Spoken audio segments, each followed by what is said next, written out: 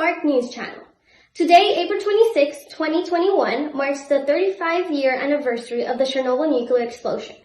For those who don't know what happened, stay tuned and listen so we may learn and never repeat the mistakes that were made that day.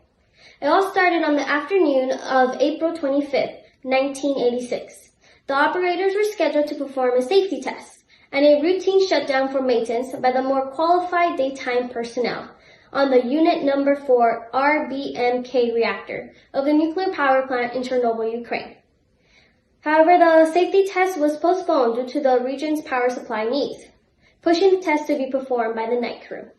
The test was supposed to determine whether, in the event of a failure, the power still spinning turbines could produce enough electricity to keep pumps running during the brief gap before the emergency generators kicked in. Ironically, it was the continuation of the safety test performed by the night crew that brought down the power plant. Many safety protocols were violated, and the reactor had many power surges, causing a chain reaction that was beyond the workers' capabilities to get under control. The reactor's explosion happened at 1:23 a.m. on April 26.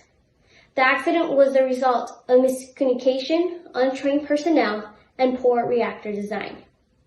But in reality, it was two explosions that happened that night. The first was a steam explosion caused by depressurization of the reactor cooling circuit. It is then believed that a second explosion happened only a few seconds later, caused by the buildup of hydrogen due to zirconium stream. These explosions blew off the roof and destroyed most of the building. Radioactive debris of fuel and reactor components rained all over the area, while fire spread from the building housing Reactor 4 to adjacent buildings. And here is Nacho to explain more on those radioactive elements. There were over 100 radioactive elements released into the atmosphere when Chernobyl's fourth reactor exploded. Most of these were short-lived and decayed rather quickly. Iodine, strontium, and cesium were the most dangerous elements released that day. The half-life for iodine is 8 days, for cesium is 30 years, for strontium is 29 years, which means that those elements are still present there to this very day. While iodine is linked to thyroid cancer, strontium can lead to leukemia. Cesium is the element traveled the farthest and lasts the longest. This element can harm the liver and the spleen. Now I will talk about the area affected by radioactive fallout. Some 150,000 square kilometers in Belarus, Russia, and the Ukraine are contaminated. To put things into perspective, 150,000 square kilometers is equivalent to the state of Illinois here in the United States of America. An area spanning 30 kilometers around the plant is considered the exclusion zone and is essentially uninhabited. Radioactive fallout scattered over much of the northern hemisphere via wind and storm patterns, but the amounts dispersed were in many instances insignificant. A little bit more about the exclusion zone. There are 107 small communities in the exclusion zone that remain virtually abandoned to this day. A few inhabitants chose to return to their homes, but the only catch was that there were no children allowed to come back. The evacuated population lives mainly in newly constructed towns, such as Slovatich, in areas with very little or no contamination. Now I will speak about the major health effects for exposed populations. There have been at least 1,800 documented cases of thyroid cancer in children between the ages of 1 and 14 when the accident occurred. The thyroid gland of young children is particularly susceptible to the uptake of radioactive iodine, which can trigger cancers treatable by both surgery and medication. Even with deadly radiation materials seeping from this disaster, someone had to clean it up. These someones were emergency workers, also known as liquidators. They were drafted into the area to help clean up the plant premises and the surrounding area. These workers were mostly plant employees Ukrainian firefighters, plus many soldiers and miners from Russia, Belarus, Ukraine, and other parts of the former Soviet Union. The exact number of liquidators is unknown because there are no complete, accurate records of people involved in the cleanup. The Russian registries list approximately 400 liquidators as of 1991, and approximately 600,000 people were granted the status of liquidator. These 600,000 individuals received special benefits because of their involvement on and off-site in tackling the accident's aftermath. The duties of liquidators vary. They worked on decontamination and major construction projects, including the establishment of settlements and towns for plant workers and evacuees. They also built waste repertoires, dams, water filtration systems, and the sarcophagus, which entombs the entire fourth reactor to contain the remaining radioactive material.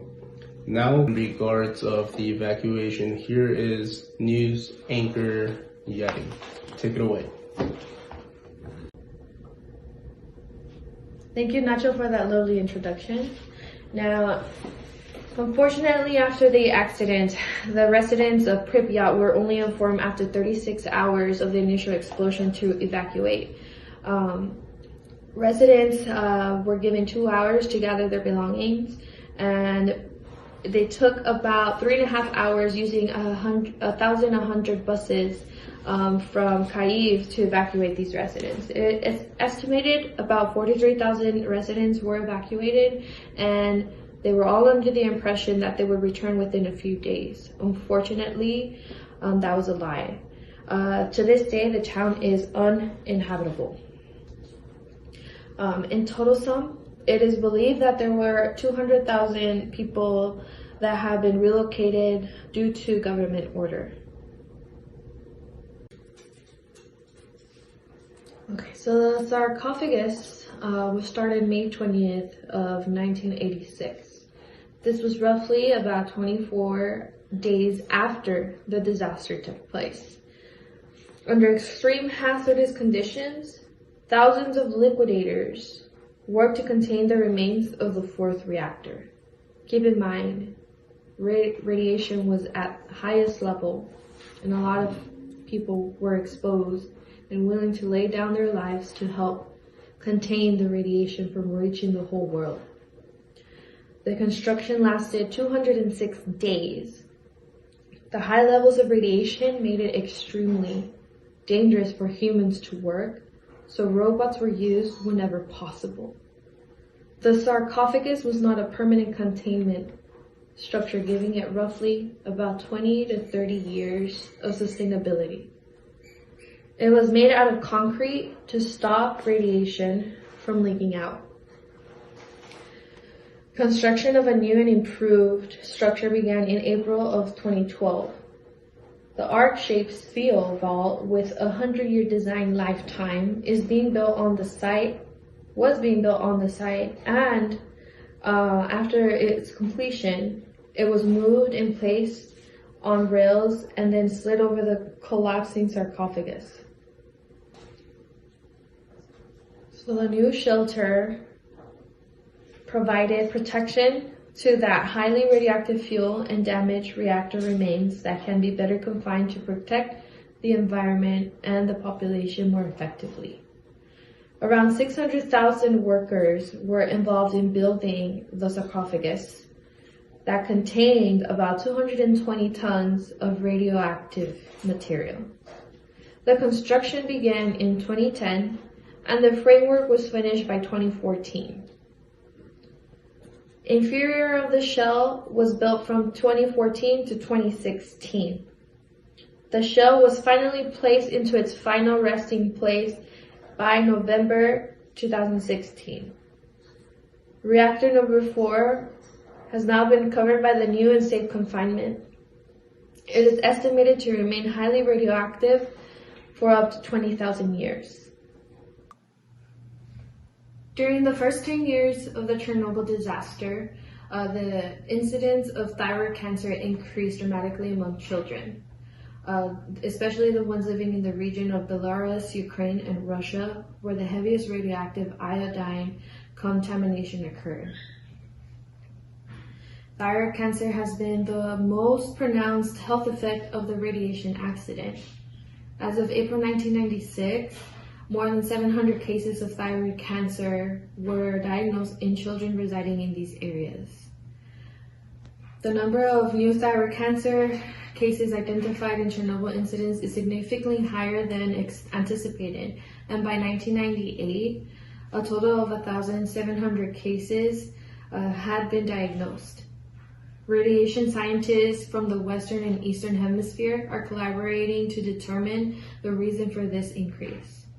Iodine was one of the radioactive materials that became airborne after the Chernobyl incident. It concentrates in the thyroid gland, and may cause cancer many years after the initial exposure. In an attempt to prevent thyroid cancer, physicians administer potassium iodine to children in Poland and other countries. The potassium iodine is a substitute for take-up by the thyroid gland, and it is intended to block the gland's uptake of I-31. The degree of effectiveness of this preventative treatment remains to be determined. In other accidental exposure populations, thyroid cancer has occurred in some individuals at doses of 1 gray or less. The approximate time for the appearance of such radiation-induced thyroid malignancies is usually 10 to 20 years after exposure. And here is now needed to talk about information on the environment and animals.